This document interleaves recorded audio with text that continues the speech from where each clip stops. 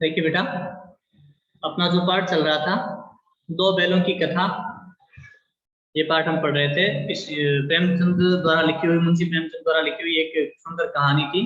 और इस कहानी को हमने कुछ हद तक शुरुआती पेज हमने पढ़े भी थे ना।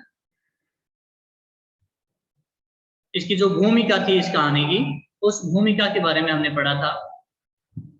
इस भूमिका में हमने यह भी जाना था कि लेखक ने एक मूक जानवरों की कहानी के माध्यम से उस समय की भारतीय जनता को यह समझाने की कोशिश भी की कि आजादी बिना संघर्ष किए, बिना लड़ाई लड़े नहीं मिलने वाली। ठीक है, यही पढ़ा था ना।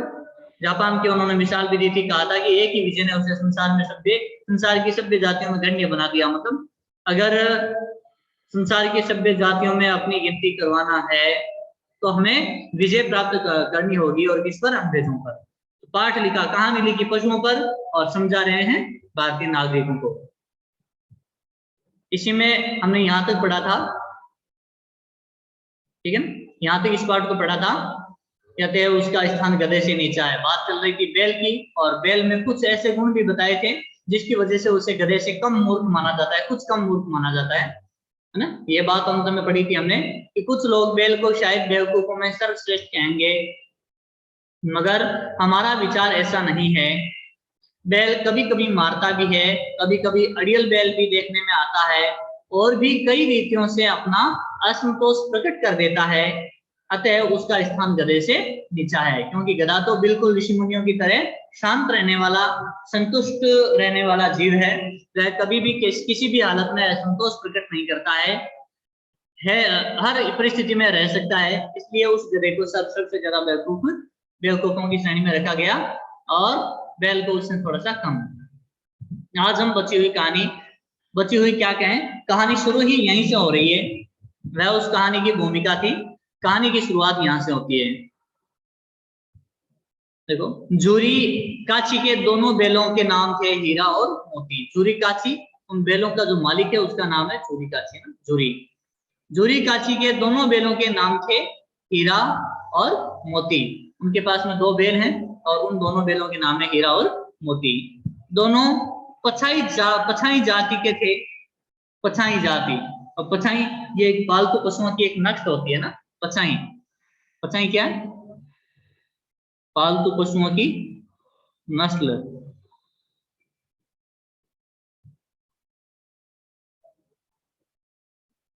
पछाई पालतू पशुओं की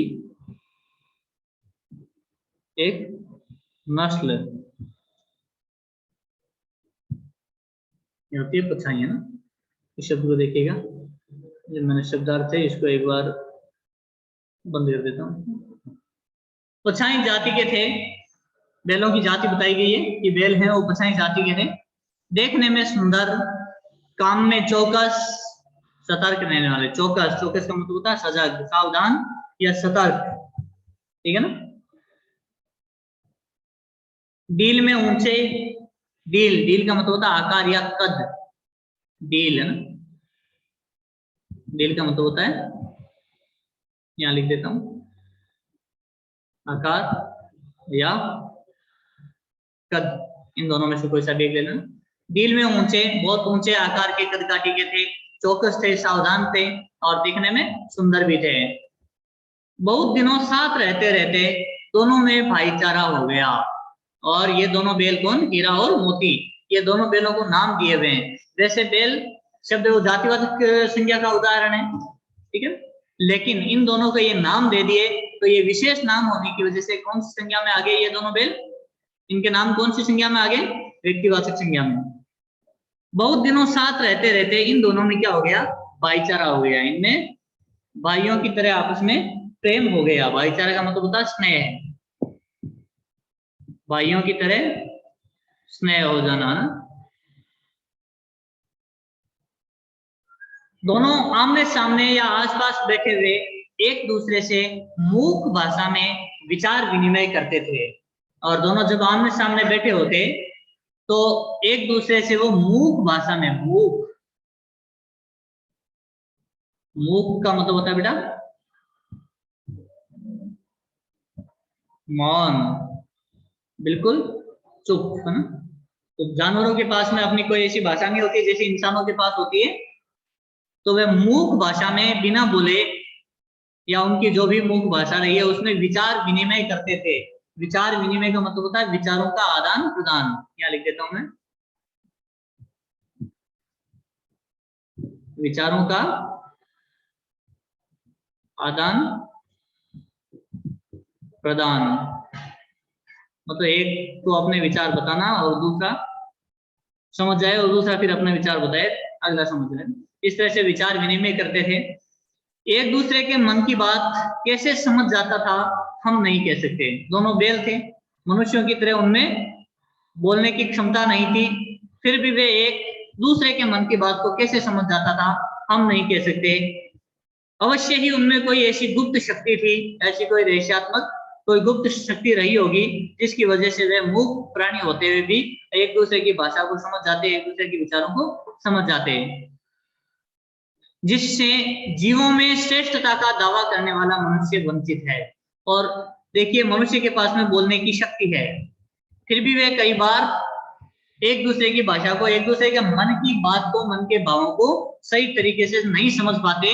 जबकि वे दोनों मूक प्राणी थे, फिर भी एक दूसरे की बात को अच्छी तरह से समझ जाते थे।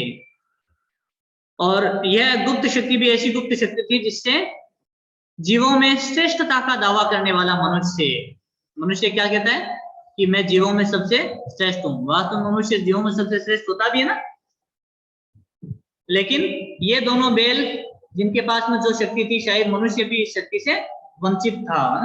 ये शक्ति तो शायद मनुष्यों में भी नहीं थी ना। वंचित का मतलब होता है रहित, के बिना ना। वंचित, वंचित का मतलब होता है रहित। दोनों एक दूसरे को चाटकर और सूंघ कर अपना प्रेम प्रकट करते थे। और दोनों किस तरह से अपना प्रेम प्रकट करते थे? दोनों एक दूसरे को, दोनों बेले आपस में एक दूसरे को चाट कर या सूंघ कर अपना प्रेम प्रकट करते। कभी कभी दोनों सींग भी मिला लिया करते, दोनों आपस में सींग भी जोड़ लेते। ऐसा दूसरों को ऐसा लगता जैसे कि लड़ाई कर रहे हों, लेकिन वास्तव में वे लड़ाई नहीं किया करते थे। वास्तव में सींग मिलाकर एक दूसरे से आत्मीयता प्रकट करते थे। विग्रह के नाते से नहीं, विग्रह का मतलब होता है अलग होना।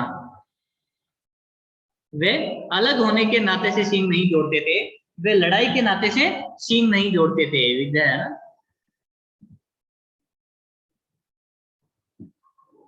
लड़ाई है ना।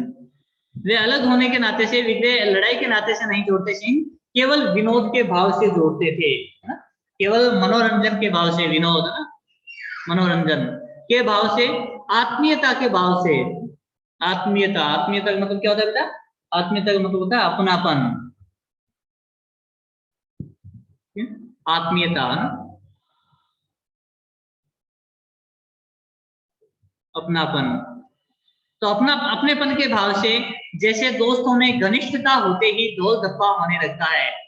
जैसे दोस्तों में घनिष्ठता होती है, दोस्ती में गहराई होती है। घनिष्ठता मतलब प्रगाढ़ता, गहराई, इसका दूसरा अर्थ दिया जा सकता है गहराई। जब दोस्ती गहरी हो, पक्की दोस्ती हो जाती है, तो उसके बाद दोस्तों में क्या होता है? ढोल धप्पा। ढोल धप्पे का मतलब होता है स्नेहवश एक दूसरे को शपथ लगाना। ढोल धप्पा होना मतलब, इसका मैं अर्थ आगे लिख देता हूं। ढोल धप्पा होना, इसका अर्थ मैं यहां लिख रहा हूं।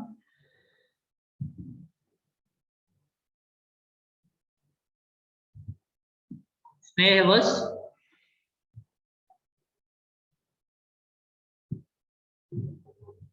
एक दूसरे को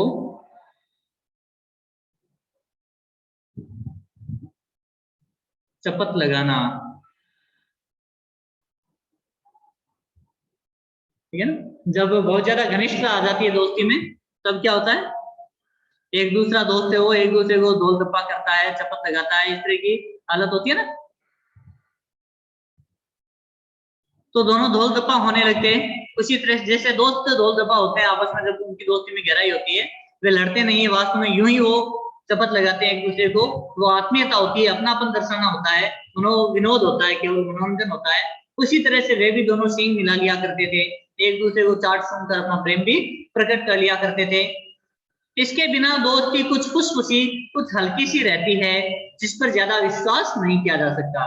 और जब तक दोस्तों में घनिष्ठता नहीं आती तब तक ये धोल धप्पा भी नहीं होता, और ये धोल धप्पा होने लगता है इसका मतलब उनमें उनकी दोस्ती गहरी भी है, जिस पर विश्वास किया जा सकता है। जिस वक्त ये दोनों बैल जिस वक्त ये दोनों बैल हल या गाड़ी में जोत दिए जाते और गर्दन हिला हिलाकर चलते, उस वक्त हर एक की यही चेष्टा होती थी कि ज्यादा से ज्यादा बोझ मेरी गर्दन पर रहे। देखिए, जब उन पर ज्यादा बोझ लाद दिया जाता था, जब उन पर ज्यादा बोझ लाद दिया जाता था, दोनों को जोत दिया जाता था, हल या गाड़ी में कहीं भी है ना, उनको जोत दिया जाता था। हालांकि आजकल ये दृश्य देखने को नहीं मिलते, बहुत कम मिलते हैं बैलों को इस तरह से गाड़ी में जोते हुए, फिर भी कभी कहीं कहीं मिल ही जाते हैं ऐसे दृश्य। तो गर्दन हिला हिलाकर चलते, और उस वक्त उनमें से लगभग दोनों बैलों की यही चेष्टा होती थी कि ज्यादा से ज्यादा बोझ, चेष्टा का मतलब होता है कोशिश, कि ज्यादा से ज्यादा बोझ मेरी ही गर्दन पर रहे। मतलब यही तो दोस्ती होती है। एक दोस्त दूसरे दोस्त के संकट को अपने से लेना चाहता है, अपने ऊपर लेना चाहता है कि इसके सारे जो कष्ट हैं वो मुझे मिल जाए, लेकिन ये हमेशा खुश रहे। और दूसरा दोस्त भी यही चाहता है सामने वाले के दोस्त के बारे में, कि उस दोस्त को उसके सारे संकट सारे दुख मेरे पास आ जाए और वह हमेशा खुश रहे। तो यही तो दोस्ती होती है।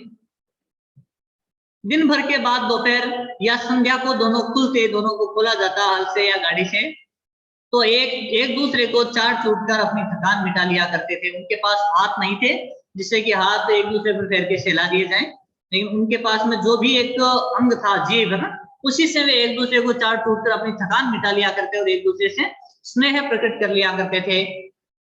नांद में खली भूसा पड़ जाने के बाद, खली भूसा चारा, उनको जो डाला जाने वाला चारा था वह चारा, तो वह चारा जब उनको नांद में डाल दिया था, नांद पशुओं को चारा डालने के लिए एक विशेष पात्र कह सकते हैं, स्थान कह सकते हैं, जिसे बोलते हैं नांद, अपने कहते हैं खान, जहां पर पशुओं को बांधा भी जाता है उसके पास में एक पात्र रखा जाता है जिस पात्र में उनको चारा डाल दिया जाता है, उसे कहते हैं नांद में खली भूसा पड़ जाने के बाद दोनों साथ उठते, साथ नांद में मुंह डालते और साथ ही बैठते। मतलब एक साथ ही खाना खाते, एक मुंह हटा लेता तो दूसरा भी हटा लेता था, एक अगर नहीं खाता तो दूसरा भी नहीं खाता। इतनी दोनों में गहरी दोस्ती थी कि एक अगर चारा नहीं खा रहा है किसी कारणवश तो दूसरा भी मुंह हटा लेता, चाहे कितनी भी भूख क्यों ना लगी हो फिर भी वह मुंह हटा लेता और चारा नहीं खाता था। संयोग की बात, इसकी बात है संयोग की बात।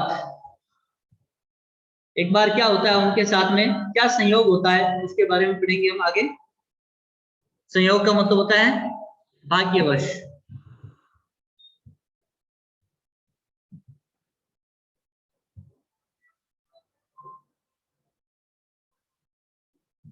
संयोग की बात, जोरी ने एक बार गोई को ससुराल भेज दिया, इस गोई को ससुराल भेज दिया। इनके ससुराल नहीं, ऐसा मत सोच लेना कि हीरा और मोती का कोई ससुराल रहा होगा वहां भेज दिया, इस जोड़ी को अपने ससुराल भेज दिया। चोरी जो इनका मालिक है, हीरा और मोती दोनों बैलों का, उसने इस जोड़ी को ससुराल भेज दिया। बैलों को क्या मालूम वे क्यों भेजे जा रहे हैं, अब वे बैल हैं, पशु हैं, उनको क्या पता कि उनको क्यों भेजा जा रहा है, कहाँ भेजा जा रहा है। तो उन्होंने क्या समझा, उन्होंने समझा कि मालिक ने हमें बेच दिया, और उन्होंने यही समझा कि हो सकता है मालिक ने हमें इसके हाथ में बेच दिया। अपना यूं बेचा जाना उन्हें अच्छा लगा या बुरा, उनको जिस तरह से बेचने की खबर मिली, पता लगा, यूं लगा कि भाई कोई हमें दूसरा ले जा रहा है, इसका मतलब हो सकता है मालिक ने बेच दिया होगा। उन्हें अच्छा लगा या बुरा कौन जाने, पर झुरी के साले गया को घर तक गोई ले जाने में दांतों पसीना आ गया। अब उनको अच्छा लगा या बुरा ये तो पता नहीं, कौन जाने, हालांकि पता तो है क्योंकि अगर झुरी का साला जिसका नाम है गया, गया यहाँ चाणक्य क्रिया का रूप नहीं है भूतकाल वाला, यहाँ गया झुरी के साले का नाम है ना, इसका नाम है। तो गया जब उन दोनों बैलों को ले जा रहा था, अपने घर तक ले गया, तब तक इस जोड़ी ने दांतों पसीना ला दिया। गोही का मतलब होता है जोड़ी, बैलों की जो जोड़ी थी ना, 2 बैल थे, तो उन दोनों बैलों ने उसके घर तक पहुंचते पहुंचते क्या कर दिया, दांतों पसीना ला दिया, बहुत ज्यादा मेहनत करनी पड़ी ना। गया को, उस जोड़ी को अपने घर तक ले जाने में बहुत ज्यादा मेहनत करनी पड़ी। इसका मतलब हमें पता, हम आराम से पता लगा सकते हैं कि उन दोनों बैलों को इस तरह से उनका बेचा जाना बहुत बुरा लगा, जबकि बेचे नहीं गए थे वास्तव में, कुछ समय के लिए जूरी ने अपने साले के साथ भेजे थे, लेकिन इनको यूं लगा कि जैसे हमें बेच दिया गया हो। पीछे से हाँकता तो दोनों दाएं बाएं भागते, तो देखो गया उनको जब ले गया तो रास्ते में उसके साथ क्या हुआ, जब वह पीछे से हाँकता उन दोनों बैलों को, तो दोनों बैल दाएं बाएं भागते, एक तो दाएं भागता एक बाएं भागता। पगहिया पकड़कर आगे से खींचता, पगहिया, ये जो उनकी जो राशि होती है, जिस रस्से से उन्हें बांधा गया था ना, जिस रस्से में बांध कर उन्हें ले जा रहा था, तो उस पगहिया को अगर खींचता तो दोनों पीछे को जोर लगाते, मारता तो दोनों सींग नीचे करके हुंकारते, और अगर गया मारने की कोशिश करता, उन्हें पीटने की कोशिश करता, तो वे दोनों भी सींग नीचे करके हुंकारते, तो उसको मारने की कोशिश करते। अगर ईश्वर ने उन्हें वाणी दी होती, अगर ईश्वर ने उन्हें बोलने की शक्ति दी होती, वाणी बोलने की शक्ति है ना, तो जूरी से पूछते, ये दोनों बैल घर से रवाना हुए थे, जूरी से वहां से विदा ले रहे थे, तो ये जरूर अगर इनके पास में बोलने की शक्ति होती तो जूरी से पूछते कि तुम हम गरीबों को क्यों निकाल रहे हो, कि है जूरी है मालिक, तुम हम गरीबों को घर से क्यों निकाल रहे हो, हमने तो तुम्हारी सेवा करने में कोई कसर नहीं उठा रखी, हमने तो तुम्हारी सेवा करने में किसी तरह की कसर नहीं रखी। कसर का मतलब होता है कोशिश में कमी न छोड़ना, कसर नहीं उठा रखी का मतलब है कोशिश में कमी न छोड़ना।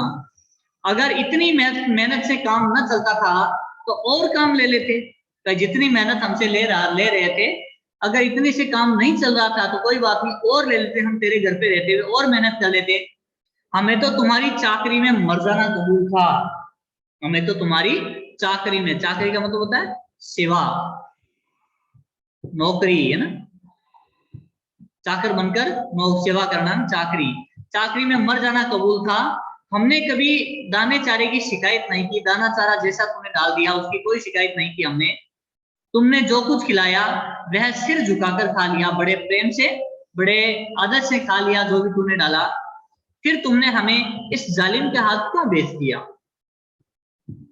अगर उनके पास में बोलने की शक्ति होती, लेकिन कहता है अगर उन हीरा और मोती के पास में बोलने की शक्ति होती, भगवान ने उनको यह शक्ति दी होती, तो जरूर जूरी से विदा लेते समय वे उससे प्रश्न करते कि हम गरीबों को तुम बाहर क्यों निकाल रहे हो, हमने तो तुम्हारी सेवा करने में कोई कमी नहीं रखी थी, अगर मेहनत कम हो रही थी, ऐसा लग रहा था तुझे कि इस मेहनत से काम नहीं चल रहा, तो और काम में ले लेते, हम तो तुम्हारी चाकरी में मर जाना भी हमें कबूल था, मर जाते तो भी कोई गम नहीं था, लेकिन हमें तो तुम्हारी सेवा, तुम्हारी चाकरी चाहिए थी, हमने तो कभी दाने चारे की भी शिकायत नहीं की, तुमने जो खिलाया खा लिया, लेकिन तुम अभी फिर ऐसा होने के बावजूद, इतना करने के बावजूद भी तुमने इस जालिम के हाथ क्यों बेच दिया, इस निर्दयी के हाथ क्यों बेच दिया। जालिम का मतलब होता है अत्याचारी, निर्दयी है ना, जालिम, जालिम का मतलब होता है जुल्म ढाने वाला, अत्याचारी, अत्याचार करने वाला ना। ठीक है, आज इस पाठ को हम यहीं रखते हैं, यहीं तक पढ़ेंगे आज, अगला भाग जो अगले पाठ में, और इसके जो शब्दार्थ बताए गए हैं वे आप करने हैं।